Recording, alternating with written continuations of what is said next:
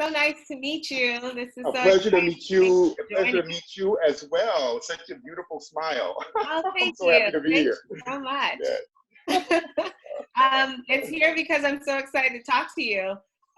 So yes, I would love to just give a little bit of an intro before we get into your brief bio. So yeah, you of course are a celebrity designer. Your clients have ranged from the amazing Prince, Queen Latifah, Macy Gray, Nicole Murphy, E.J. Johnson. You got Ice Cube, Dr. Dre, LL Cool J. It's Yes. Yeah. amazing. Yeah. But you also Yeah. worked for other big brands that we all know from retail: BBC, R&B, Ed Hardy, Guess That's Inc. right. You have an amazing repertoire. I'm so excited to get into your story. So Yeah. yes, let's start. Where are you from, and what got you into design? Born and raised right here in Los Angeles, California. Actually, a city uh, called Compton. I'm sure you've heard of You it. may have heard of once or twice. the CPT. And yeah. I grew up there, and my mom is a fantastic seamstress. She supported our family by taking in sewing, and I just mimicked what she was doing. So it was almost second nature to me. I never really had to think about it. It was just there. I can remember being like really small and her handing me her leftover scraps and a pair of scissors. I mean, by today's standard, it would be almost criminal to give a 5-year-old a big, like a 12-inch pair of shoes. but she did. She gave me a needle and thread, some pins or scraps, and I mimicked what she was doing. Oh, wow. And as time went on, I became the kid in the neighborhood who could make clothes. And when I was a teenager, somebody said to me, "Oh, well, you're a fashion designer." Yeah. And I had no idea what that meant. This is before the internet, so I had to go to the encyclopedia and look it up. So once I realized what the definition of fashion designer meant, I realized that that's exactly what I am, and that's the day that it became my true passion, or what I realized as being my passion at that time. Oh, that's amazing.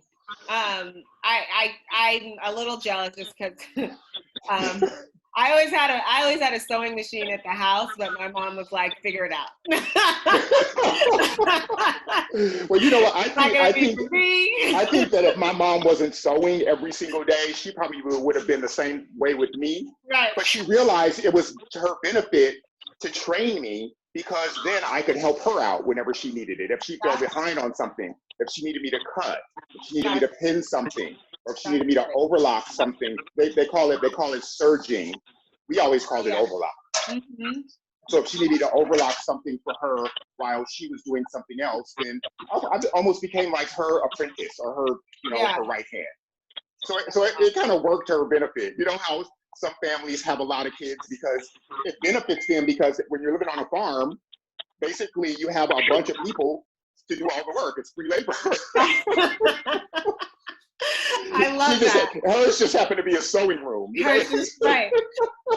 That's great. So you learned from her, and then you went to school for design and merchandising. Was it design and merchandising, or just design? It was just fashion design. Yeah. Okay. And where did you attend school? Well, I started out at FIDM, the Fashion Institute, here in Los Angeles. Yeah. And this was back in the 80s, and I think it was all of $5,000 a year back then. And to me, that just felt like this huge amount of money. And then, of course, my mom didn't have it. Yeah. So she couldn't pay my tuition, so which meant I had to take out a loan and get a grant and all that. And then somebody started talking to me about Trade Technical College. And they were telling me how you could take the same classes over there, but the city would fund it.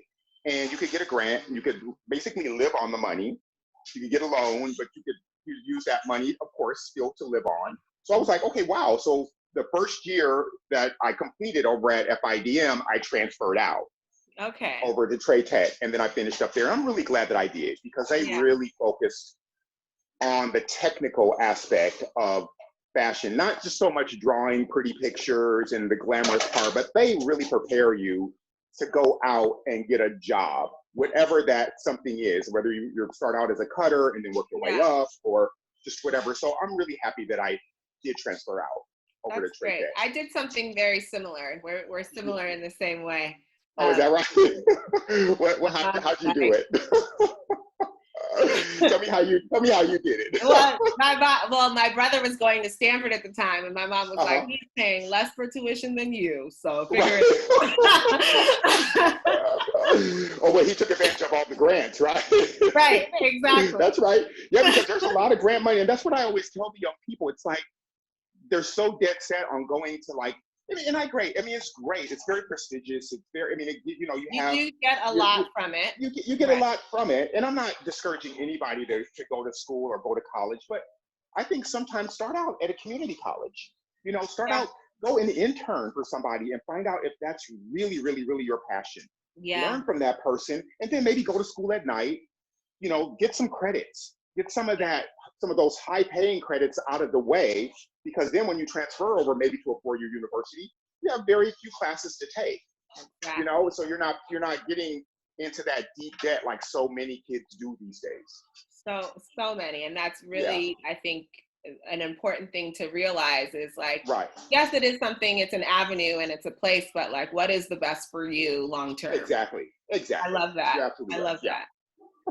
So let's get into, okay, so you went to school, you got all the education, and then what did you do right after? You went And straight then to work? I worked for a couple of local companies here in Los Angeles, Okay. and just pretty much pattern making, cutting, you know, just kind of like really like learning the real world of fashion, you know, getting in there and like getting my hands dirty, the nitty gritty of it. And then after like maybe a couple of years of doing that, I decided to take my chances in New York. Oh, So I wow. so I got on a plane, went to New York, moved in with my grandmother. You know, I didn't even ask her, literally. Just, I'm coming. Exactly. I think she thought that I was coming there like on vacation, Hmm. and I had all these bags with me. And then, you know, I was literally sleeping on her couch. She had a condo in the Bronx, Oh, New York. love Have it. you heard of a little place called Co-op City Oh, in the yeah. Bronx? Yeah. You're in New York. You're a New Yorker, right? No, I'm fully Bay Area, California. Oh, you have such a. But I just knew that you were a New Yorker because you have such a New York sensibility. I thought you would know exactly what I was talking about. You do know what I'm talking about. I've definitely traveled there enough. Yeah, yeah. So I moved in with her, and I started looking for a job. And I landed this job as a fashion designer, head designer actually, with a place called Demo Sportswear, and they were doing a line of washable silks and linens. Oh. And as soon as I landed that job, I was on a plane to Hong Kong, and I was there for like 6 weeks. Wow. And loved building the collection, of course, and I loved every minute of it. And shortly after that, after building the collection and thinking that that was going to be my life there in Manhattan, I got offered a job to come back to Los Angeles. Oh. And they made me an offer that I could not refuse. And I was like, you have to be kidding me. Yeah. I thought I was building my life in New York, and now I'm on my way back to LA. Right. And so I came back to LA and started doing the Perry White brand. That's amazing. Okay, so you worked there, then you started your brand while working at the other company. Or well, no, I was doing washable silks and linens in New York. Okay. But some other guys just happened to walk into our showroom that day, and I happened to be there because, you know, I like to be all over the place. I'm doing a little bit of everything. So I'm designing, you know, I like to sell. So at all of the boutique shows and all those shows, I would literally go up and actually show the collection. Oh, wow. wow. Get the feedback or whatever. So I started a conversation with one of the buyers that came to talk to me, and then they invited me out to dinner. Come to find out that he had a store there in New York, but he wanted to design a collection and his Oh, partners were here in Los Angeles. So that makes they were sense. all there, yeah, So then at dinner. you came back Yeah, home. I came back home. It wasn't in the plans, but here I am. That's great. And it's not often that you see that you can do all those things. You can be somebody who likes the technical aspect of design, but also the selling aspect, and Exactly, yeah. combine it. I feel like it's definitely needed. I think it's so beneficial. I think that people sometimes have this fixed idea of what fashion is, and it's never stable. There's a lot of moving parts. Yeah. And I think if you're going to go into it, even before you can decide whether or not you want to be a fashion designer, you Yeah. need to know every aspect of the business. You have to. I mean, especially these days, because stores are on their way out. Big Yeah. department stores, I mean, they're on their way out. So now it's about the smaller brands and them having their website and them knowing how to reach their target market. And if you're going to reach your target market, then you have to know how to manufacture your own product. You have to know how to, make a pattern. Or Right. if you don't make patterns, at least understand the concept of pattern making and know garment construction. Yeah. You have to know how to go and negotiate prices with people so you don't get ripped off, so you can make a profit. Yeah. I mean, there's just so much that you need to know, and everybody just wants to skip over all that and get to the glamorous part. And then when their businesses don't work, then they wonder why. Exactly. So let's Because get into that part of it, because that's what we're here okay, for. Is let's do it. Behind the glamour. behind the glamour. That's a real thing too, because everybody just wants, all they're concerned with is that shiny, glitzy part. Yeah. But without the gritty, dirty part, that the shiny, glitzy can't exist. It's so true. And I think so many of us watch too much television. You know what I'm saying? I mean, we live in LA now. It's hard. We live in LA. Yeah, Tinseltown. You know what I'm saying?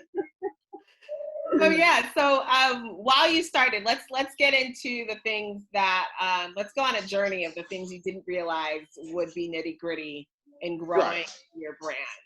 So you started your brand. You were working. Let's wait. Just let me clarify one thing. I've never been afraid of the nitty gritty. I grew to love it early on in my life, because that's what my mom was all about. Like my mom was the breadwinner. She was the mom and the dad. That's great. So basically, some nights I would go to bed and she'd be at the sewing machine. I get up maybe in the middle of the night to go pee, and she'd still be there sewing. I get up the next morning, getting ready to go to school, and she'd still be there. So I've never been afraid of hard work or the nitty gritty, as you say. So I grew up loving that. I love that part of it. As a matter of fact, when that story that I was telling you about Hong Kong, I went there to build the collection and to, pick fabrics and, watch the patterns being made and all that. I literally jumped into, they call it the pit there. I jumped right into the pit with the other the Chinese pattern makers. Yeah. And I'm there, and it's literally I'm a foot taller than everybody. And I'm standing right side by side with them making patterns. That's great. I would do my sketches, and I'd hand out, 10 other sketches a day to the other pattern makers, and then I'd be right there making patterns as well. That's great. And I'm sure that's what I love, and everybody needs. And I think that if you're in fashion, you need to learn to love every single aspect of it. Yeah. Don't make anything off limits, or just where you don't draw your line anywhere. Experience a little bit of everything. Yeah. And then when you don't need to do it anymore, you can when you don't need to, or when you're just too busy. Exactly, or when you're just too busy to be in all of those places at one time. Exactly. But at least if someone is doing it right, or you have a vision of what it should look like, or what they should be doing, or how much time they should be spending on it. So you have to at least start there, have some idea of how it works. That's good. That's really good. And I love that you were never afraid of the nitty gritty. I remember I had a professor who used to say that. She said, you have to love fashion, but you also have to love the part you hate about fashion in order to succeed. Absolutely. Yeah, it all goes together. You can't have one without the other. It's the yin and the yang, Exactly. So when you started, you were just like, okay, I have all this experience. I'm going to do this for myself. Or was it a push of something missing in the marketplace? Like, what made you feel like your line was needed as a voice? Well, I think I didn't even really have to think about that part of it because growing up, I felt like I was already in the business. I felt like I used to go to the swap meets with my grandmother on the weekends. So we would, and they owned her and my mom together owned a little thrift shop in the city. Are you familiar with Watts? Yeah. Are you familiar with Watts? Okay, so way back when they had like a little thrift store in Watts, and they'd go to Long Beach and they'd have like these sorority sales in Long Beach. Yeah. And we get in there and we buy up a bunch, or my mom and my grandmother would, they'd buy up a bunch of stuff. And then we take it to the store in Watts. Okay. And they'd set it up. And I've always had this business sensibility. I've always loved like picking mostly stuff that nobody else wanted. Yeah. And then shining it up or fixing it up somehow and then selling it and making money off of it. So, I learned that it was such a good feeling early on in my life that I knew that I would always want more of that. Yeah. So actually when I designed my first collection, it was, I sold to Fred Siegel, Melrose. Oh, and wow. my mom made the sample. I made the patterns because by this time I was pattern making in school, still at Trade Technical College, learning pattern making. Love that. And I kind of wanted to know what it felt like to have somebody do the sewing for me. So as I'm making the patterns, she's doing the sewing. Exactly. And I took it right over to Fred Siegel, Melrose, and Neil was the buyer at the time, and he loved the collection. Wow. Menswear. Yeah. And he gave me a 60-piece order. I was so thrilled. Ran back home, showed it to my mom. She literally broke down in tears because she was just so excited and happy for me because she was like, wow, it made it very real. Yeah. She was like, okay, this is a real thing, And when I got the taste of that, I always knew from that point forward, and I think even before that, but that kind of like really, really made it a real thing that I would have to own my own business from that point forward. That feeling you have to. That feeling, But that's not necessarily for everyone. Some people like the idea of going and working for bigger companies. Yeah. And, or bigger brands. And sometimes I kind of wonder how my life would have turned out if I had done that. Yeah. But just me knowing myself and knowing my personality, I like having the freedom to do it myself or pick the fabric that I want or pick the styling that I want to do. Even if I get it wrong, I know that at the end of the day, it was my decision. Yeah, exactly. That's great. That's beautiful. And I think it speaks to just kind of knowing yourself and what you're willing to put up with. Exactly. Yeah. But I love the fact that you started at Fred Siegel. Like, how did that collection go? Were they like, oh my God, this is amazing? Was it like, okay, I want to do more? Like what? Like, well, again, it was very. Okay, so I'll put it this way: I did not get a reorder. But I think there was like some, of course, this is part of the trial and error process, and I think that there was some big issues. When you're working with knits, you have to know knits extremely well. You have to know the stretchability of it. Some people, when you spread knits, especially if you're spreading and cutting large quantities, sometimes they stretch the fabric too much when they're spreading it. And then when you cut it, it snaps back. And so then maybe you'll lose, some of the circumference of the garment. So when the customers are trying it on, it's a little bit too tight. So I ran into some of those kinds of issues, but I say at least I cut my teeth in a very big way. Exactly. Fred Siegel did carry my things in the coming years. I did some deconstructed things for them. I've been in and out of Fred Siegel many times over the years, but the Cut and Sew knits that first time out, it didn't go that great. But they loved the collection. So you learned from it. So you knew the designs are great. There were just a few tweaks that you had to make. There's a few tweaks, exactly. Great. And I look at everything as being a learning experience. Even Yeah. the things that some people would perceive as being negative or bad. If you look at it, there's really no negative, because the only way that there's a negative is if you don't learn from it. Mm-hmm. If you keep running into that same wall over and over again, then there's a deeper issue. Yeah. But every no means I'm getting closer to that yes. So Exactly. even a no is positive. Exactly. Yeah. And even if it is you're running into the same wall over and over again, eventually you get sick and tired of it and learn from it. Yeah, exactly. But we just kind of want to, and I tell so many younger people, it's like, but you kind of like just want to make that transition a little sooner than later, Don't make it take 20 years. You know what I'm saying? Let's try to do it in 6 months or a year. Right. I love that. So let's get into, okay, so I know that I was doing some research on you and stumbled upon an interview that you did with Fashion Bomb Daily, and mentioned that you like to bring your custom design experience to your online customer experience. So with your collection, what are the ways that, because you've worked with celebrities, and I'm sorry, I skipped. No, it's all right. I can agree. Your clothing was also in retailers. Let's go back. Sorry, let's go back to how you started working with celebrities, because that isn't always the spot. If you're a lot of times, if you're a designer who goes into retail, that's what you do. You do retail and you do that. You're not necessarily working on getting your clothes in the PR celebrity realm. So how did that come about? It came about in a very, I guess, very kind of easy, natural way. I have a friend that was the buyer of Nordstrom many years ago. Okay.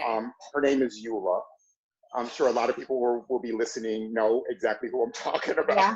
Yeah. Really, really super, super fabulous lady. And she bought my collection for the Savvy department in Nordstrom. Oh, nice.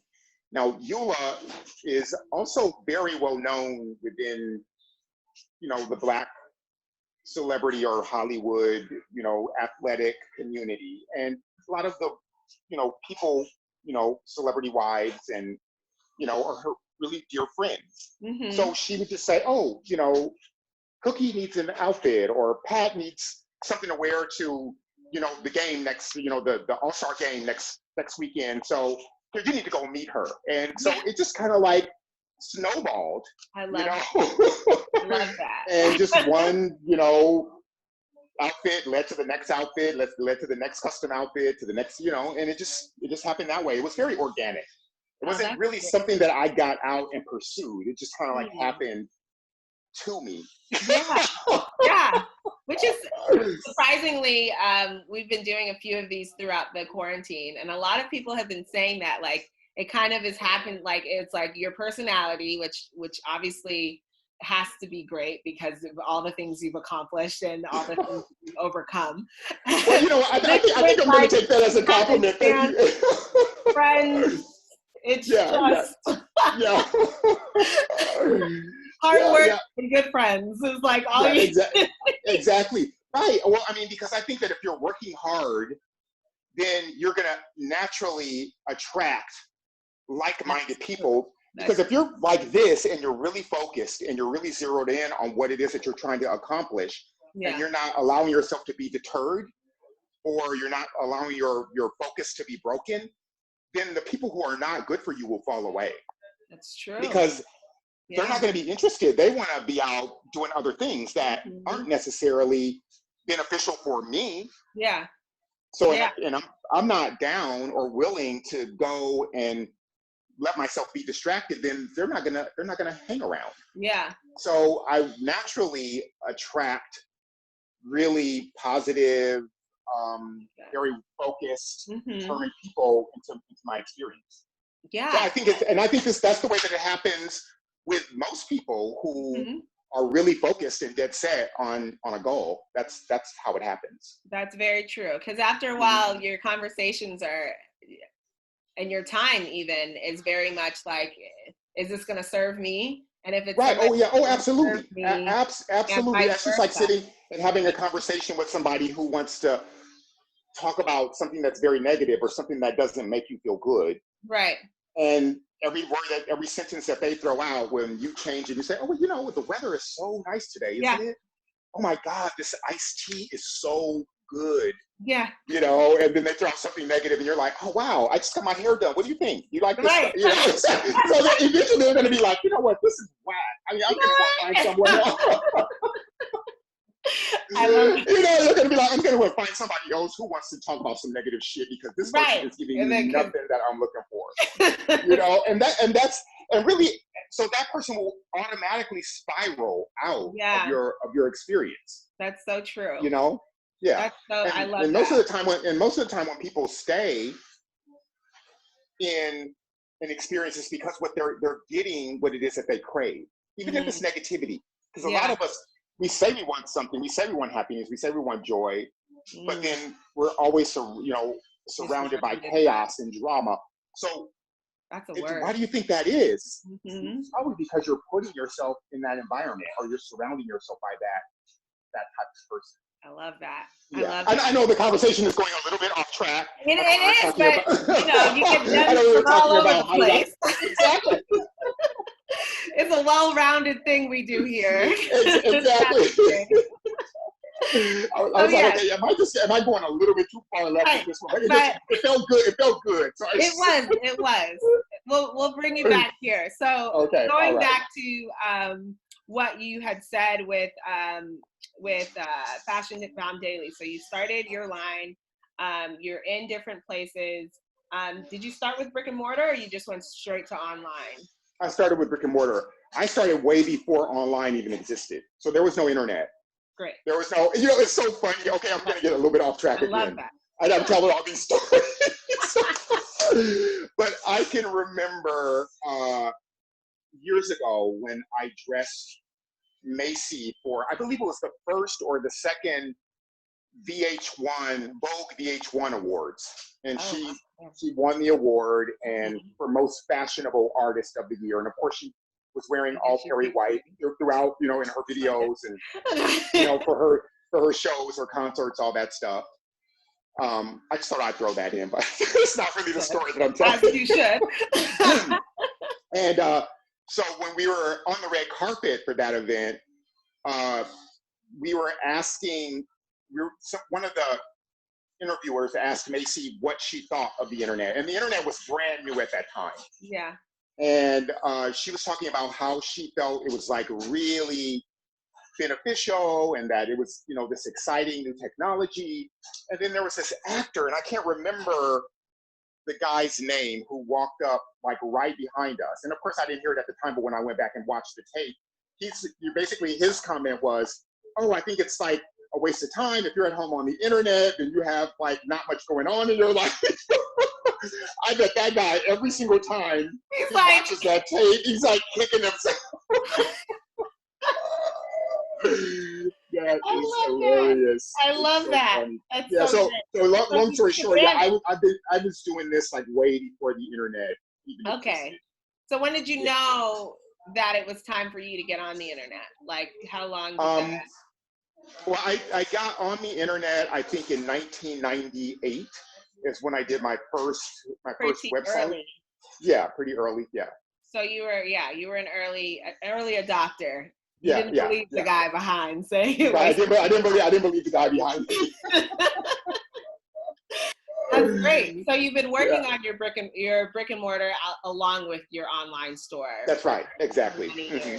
Exactly. So then, and with the experience of both celebrity, brick and mortar, online, you said in this interview, which I'm coming back to over and over again. I'm sorry, guys, but no, it's all right. It's all right. To make it seamless, that the person who walks into your store is basically the same experience that they're going to get when they're online as the same experience as a celebrity in the custom world. How do you make that seamless? What is it that a customer would expect when you say that? Well, I mean, I think it's trying to make their experience, or trying to make them feel through the internet like they're a very, very important part of your business. if it means like throwing something like some little gift into the package when you send it to them, some kind of little handwritten note, you know, some kind of maybe, I remember one year I did like these little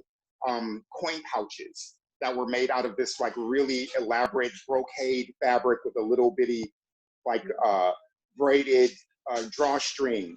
So, you know, I would throw those, you know, things like that in there with like a little card in there, like, you know, 20% off of your next purchase. I mean, it's just like little things like that that make the customer know that he or she is appreciated. And the next time that they have dollars to spend, hopefully think of me. Yeah. You know, so I mean, it's just like, you know, just going above and beyond in any way that you can. I love that because it's both marketing, but it's also customer service and just all around goodness in terms But all around goodness, and that's what people remember that. Yeah, you know, they'll remember that maybe even a little more than the than the garment actual garment. Yeah, exactly. They're going to always remember how that little gift made them feel when they opened up the package, and then especially them not expecting to see that little coin pouch in there. That's you know? so true. That's very true. Yeah. And I love that aspect, and it's something I think we should all continue, especially in these quarantine times and when we are shipping. Like it is the little things that people, and we know that fashion is emotional. Like right. Oh yeah, absolutely. So why absolutely. not add a little positive emotion in this? A little positive emotion. I mean, there's nothing better than making somebody feel good or feel appreciated. There's nothing more important than that. We all crave that. Yeah. On a daily basis, we want it from each other. You know what I'm saying? Yeah. And then sometimes we allow ourselves to get trained away from that in this effort to protect ourselves. And really, what are we protecting ourselves from when you think about it? Protecting us. Sometimes we cut off our own joy. You know, that's when we do that. True. So. And there's nothing better than, there's no greater way to make yourself feel better than when you make someone else feel good, you know? Yeah, so when I'm doing, so that's my thought process, you know, when I'm doing something with an online customer, that, you know, is my main focus. Like, okay, now that I'm putting this garment into the box, what else can I do? That's good. What else can I put in here that, you know, as soon as they open the box, that little special something is going to be on top. So that's going to be the first thing that they see. Wow. So that'll be forever embedded into their memory.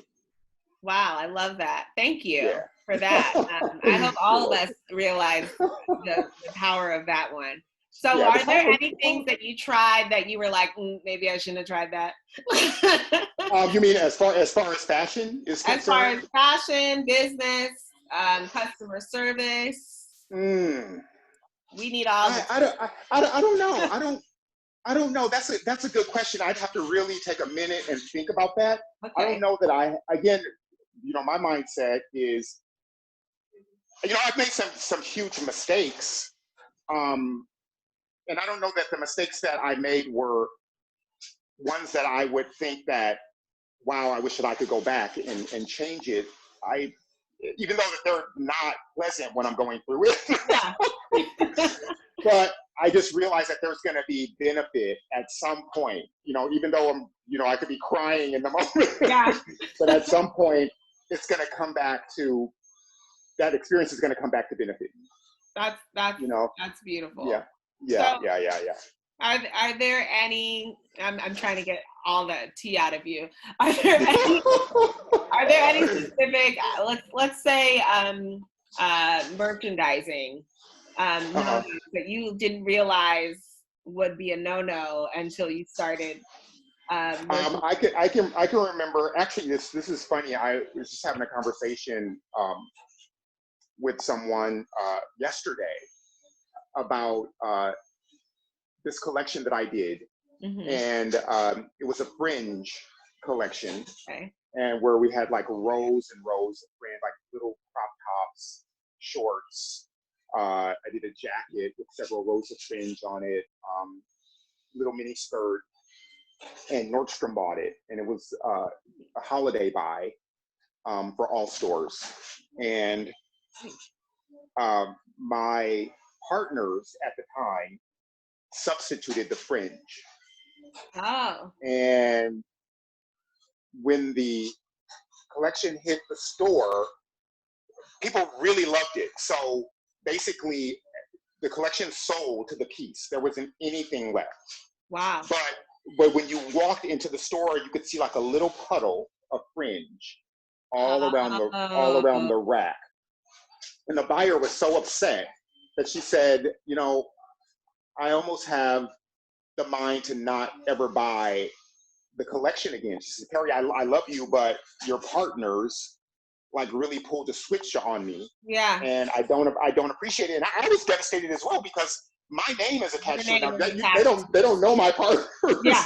They know me exactly. I mean, Exactly. of course, Nordstrom knew my partners, but I'm saying Yeah. the public, So it just made me realize that I have to be part of the fabric buys, the fabric, the trim Mm. has to be approved by me at the end of the Yeah. day. You know, so it just made me a little more conscious of everything that goes into building that collection production wise. That's Yeah, beautiful. yeah, That's yeah, yeah. that's a Yeah, so really you got to keep your great. eyes and your ears open. And again, that goes back to people learning every aspect of the business because Yeah. you want to have a great team around you that you can depend on and you know that they're going to get the job done because you can't be in every room At the all the same time time. Yeah. at the same time. But you have to know production well enough to know that if somebody buys something or at least have enough interest in what is being made to Yeah. go into the production room and say, oh, you know what, can I see this fabric? Yeah. Before you cut it, can I approve it? Yeah. That kind of thing. Or if the trim is, the important part of the garment, say, you know what, I need to see this trim Yeah. before it's applied to the garment. That's And so if I had done that back then, mm-hmm. then I wouldn't have had to suffer that embarrassment, of the fringe literally falling off of the garment in the store. Wow. So Yeah. yeah. That's a really good lesson just to Yeah. think about in general. There are a lot of Exactly. checks and balances, especially if your name is on something to keep in mind that you have to actually uphold the checks and balances. So Right, would you say exactly. that when you worked with other companies, did you have the same level of checks and balances as a designer, contract designer?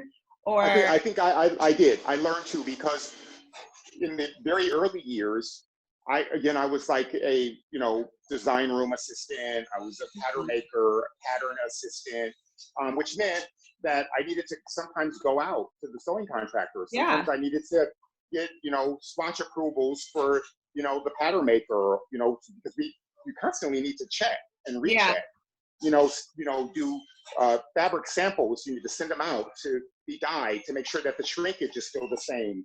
You need to make a garment and then steam it to make sure that it's going to still fit the way that it did on the sample as the production.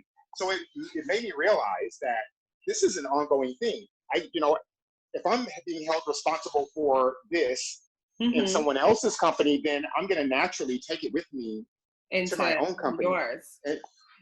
Exactly. That's great. That's beautiful. Yeah. So know as much as you possibly can about other people's businesses. Yeah. So when you take it into your own business, you can use that information. You're like, oh wait, I'm not. Yeah. And again, don't think you're too grand, or you're too busy to learn these things because that's how so many companies fail. Because too many little things like that slip under the radar, and then at some point you've got so many returns. Yeah. So many people are refusing to pay for things because the quality is not what they think it should be, or it's not the quality that they saw in the showroom. Yeah. And your company just can't last under those conditions. That's really good advice for all of us just to keep in mind. So what do you think currently today, we're in this weird time, for those of us, what is it that you are doing differently in this quarantine season as a company? And then what do you think that, what advice do you have for the rest of us in this fashion world that you think we should also be doing?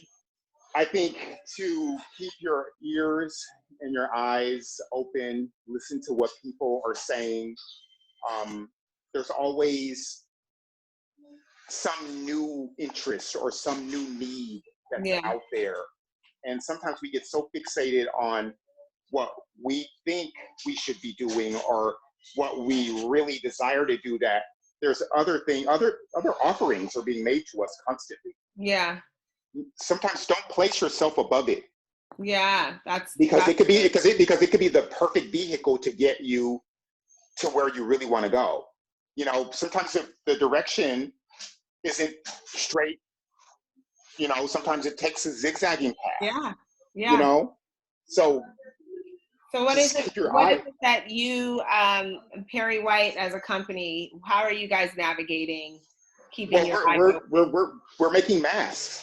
Yeah. We're making protective face masks right now, and we're turning them out by the thousands. You know, we actually started out doing it a few months ago, and then we had someone that really needed help, you know, with their production, and then we started to do, like, you know, 15,000 pieces, wow. you know, every 10 days wow. for them, and so now, you know, I have salespeople going out and, you know, looking for new accounts that, you know, we got an order from the University of Redlands, and then have someone, you know, going out and, you know, talking to the people over at the United States Postal Service. And, you know, so we're like looking at getting orders from just, you know, any company. I want it to be more business to business, because I don't want to take my time, you know, packing one by one and shipping it out to, you know, individuals. But basically, if we sell to companies, then they can buy 5,000 pieces and distribute it amongst their employees and give them away to their customers. Or so we've kind of pretty much repurposed our design studio here. Yeah. So we're going full speed on the face mask. Yeah. That's a great way to utilize your time, your efforts. That's right. And help the community. That's amazing. So what do you think is the future post quarantine, coronavirus is settled, businesses are opening up? What do you think is going to happen to the industry? I think that we need to think about running our individual businesses. I think more people should really go inward and think about what service they can provide, because I don't believe that every single job that was lost is going to come back. But I think that every single person that lost a job has something special that they can offer. Yeah. And sometimes we overlook that something because we think that it's not, we're not worthy, or nobody would be interested. And that's so bogus. You know, we need to, you know, we trained ourselves into that frame of thinking, and it's so whack. It's just not true. We all have something wonderful to offer. We all have something special to offer. All we need to do is dig deep. And some of us don't even have to dig that deep. It's just like laying right there on the surface, but we ignore it. Yeah. So I think that there's a lot of us, not everyone, but a lot of us that should take the time, meditate on it a little bit, you know, go inward and discover what that something is, and make an offering. And we'll be surprised. We'll be surprised, because we now know that what we thought was stable and secure is not. Never is. But you can always depend on yourself. You can always depend on yourself. That's true. At the end of the day, you know what you're capable of. You figure it out, and then embrace it, and then run with it. Yeah. So I think that's the way of the future. I think that there's a lot of us that need to start thinking about that. That's great. So before we end this, I'm going to ask a little bit personal questions I try to ask people before we end. Okay. Just because you have so much wisdom, and I believe in getting the everyday part of somebody and how they acquire the wisdom. So thank you again for joining us. But my pleasure. What does your everyday look like? You get up at what time? What is your morning like? What does it look like? You know what? Well, the thing is, I'm a workaholic. So I mean, I love to work. It is not. I don't look at it as work. So. I mean, to me, it's just what I do, and I would rather be doing this than anything else. I love that. So, I mean, I get up, I try to have 3 to 4 large glasses of water in the morning, Right. I put in the first glass, I put a little bit of apple cider vinegar, a little dash of sea salt, and then I have a slice of fresh turmeric, a slice of ginger, thin slice of ginger, raw ginger, Yeah. and a clove of garlic. And so I kind of like swallow those down with the apple cider water. Wow. Oh, hello. Oh, Okay. sorry about that. My screen just went blank because somebody called me. Oh, And okay. so I'll drink that down, and then I don't eat lunch until 1:30, maybe 2 o'clock. So every day I'm doing like a little. I'm doing like a fast. You know, Okay. I like to get a little bit hungry before I eat. Before you start eating. Before I That's start eating. good. And And yeah, you and then never get headaches? and then no, never. Oh, I mean, I used to in the beginning, but not now. Okay. My body is You're used to it. And I think people normally, when they're starting out, they get headaches because they don't realize that your body is cleansing itself. So basically, it's releasing all the toxins, and the toxins that are like deep inside your intestines is kind of like sometimes being released into your bloodstream. So that's where the headaches come from. You know, it's not because you need food. Yeah. Because you can survive. You can, you can get away from right. Yeah, exactly. So you just kind of like keep drinking the water. And sometimes people think that they're hungry and they're not. They're just really thirsty. Yeah. So then how do you balance your personal life and your business life? Is you kind of you're a workaholic, so it might not be balanced? That's a good question. There's really no balance.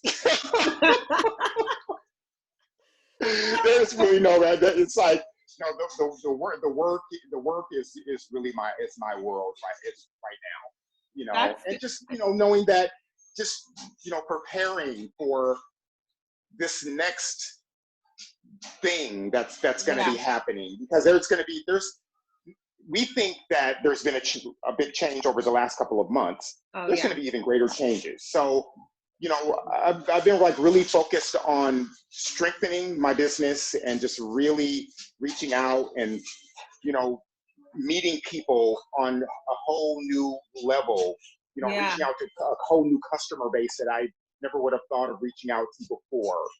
And we all have to think this way. Yeah. And it's going to take doing things completely different than we've done them before. We can't take the same attitude and the same sensibility and the same work ethic into this next phase as we had in the old phase. No, we can't. So basically my work day is, from 7 in the morning until midnight, 1 o'clock. Sometimes, like literally, sometimes I'm just sitting there just thinking, okay, about how I want my day to go tomorrow. Who I want to reach out to. So sometimes at 11:30, 12 o'clock at night, I'm just, when I'm too pooped to even move, I just sit there and just think about, contemplate, visualize how I want tomorrow to be. And again, we all need to start thinking that way, because we think that things are very different now. There's going to be a whole lot of new changes. Yeah, I believe that. I fully believe that. Yeah, and I think, and again, this is not. I'm not trying to sound like the news or whatever, because those are scare tactics, in my opinion. I think that so many of us find ourselves glued to the television on a daily basis, and we get into this habit of being afraid and having this anxiety, and it's self-inflicted because nobody's forcing us to sit in front of that television. Go do something productive. Those people on the news are not going to save us. You know what I'm saying? They're just trying to scare us into staying in front of the television, so their ratings are higher. But what is happening for us? What they're saying to us is not benefiting us. They're not going to tell us any. If I thought that they were going to tell me something that is going to be so wonderful that I'm going to have this epiphany, and then I'm going to be able to go out and do something so wonderful and share with the world, and then make myself better and make others better, then I'd be there watching too. Right. But my advice to all these people is to just get away from that and then go within and try and find something that is going to make your life better. And we all have that something within us. Great. So what would you say you're the most proud of in yourself right now? that I have survived 30 plus years in the business. Yes. And I'm still here, and I'm still here because I'm self-sufficient. I'm still here because I'm not depending on a big company to get me to the next phase. Because big companies are falling all around us. I love it. And you really are. Thank you so much for Thank you so much. all of this wisdom. I hope everyone else gets just as much as you gave me, because it was very much appreciated. You have done so much for designers in general in this world, and the trends you started, everything. But then also just for Black designers, thank you so much. My pleasure. Thank you. you. Being here with us. This has been a great conversation. Thank you. It's just been great for me too. Wonderful. So if anyone else is listening, you want to become a member of the Black Design Collective, let us know. You get awesome conversations like this with the Mr. Amazing Great Perry White. Thank you so much. What's your Instagram so people can follow you and all that? My Instagram is perrywhite.la. The website is perrywhite.la. Everything is perrywhite.la. Perfect. Facebook is perrywhite.la as well. Great. Thank you so much. Thank you so much, sweetheart. I really appreciate you. And thanks for making this such a joyous, easy experience. I really appreciate it. Yes. Oh, that's good to hear. Thank you. Likewise. Thank you. Well, have a lovely day. Thank you so much for joining us. You as well. Thank you so much for having me. Thank you. Have a nice day, Bye now. y'all. Thank you. Bye.